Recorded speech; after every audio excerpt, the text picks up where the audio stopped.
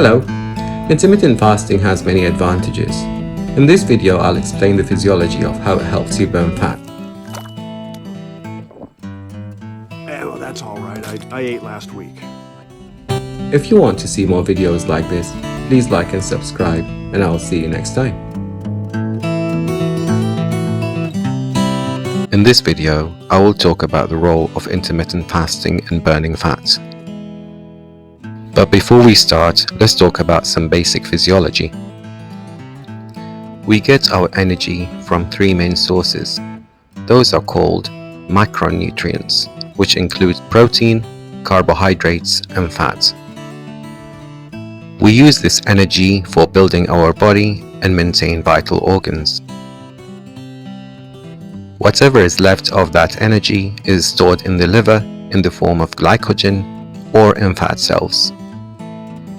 Let's see what happens after we eat. Our sugar level goes up, and this is a period of time where we build tissue, including fat cells. After a period of time, which varies based on the type of food, the sugar level goes down.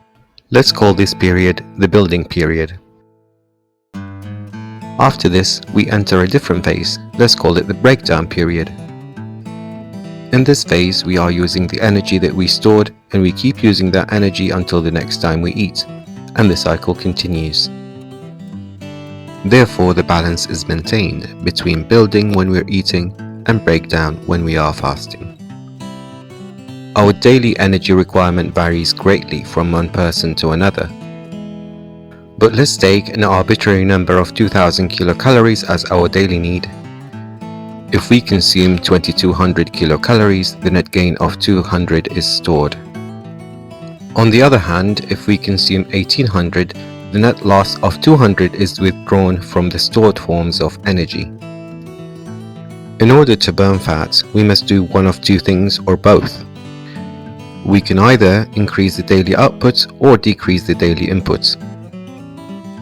Decreasing the daily input can be accomplished by two main ways. The first one is dieting, and the second one is by prolonging the breakdown period, and that's what we're talking about today.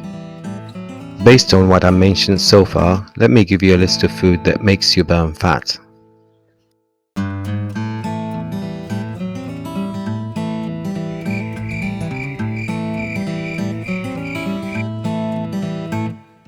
Society can sometimes pressure us into following certain rules.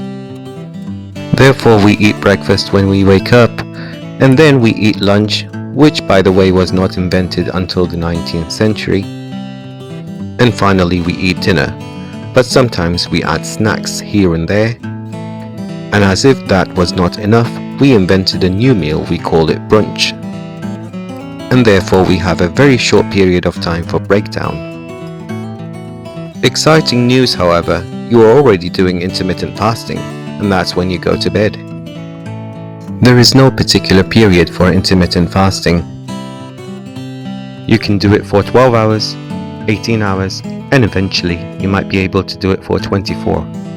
Some people even do it for longer. Here are my tips on how to achieve intermittent fasting. The first one is to do it gradually. Start by eliminating breakfast, for example, and delay lunch until you combine it with dinner. Get rid of all the temptations you have at home. The bottom line is, if it is at home, it will be eaten, and if it's right there in front of you, it will be eaten then. Water is very important. It doesn't break your fasting, and it fills your stomach very quickly. Stomach distension can send signals to your brain that eliminates hunger for a short period of time. When you feel hungry, distract yourself. Having a hobby is the best way to do that. If you have a smartphone, download an app that can monitor your progress, and that can give you a boost. And of course, doing it with someone else always helps. The last thing I want to mention is, when it is time for your meal, do not overdo it. Otherwise, you will reverse all the hard work you've done during the fasting period. For videos like this, like and subscribe.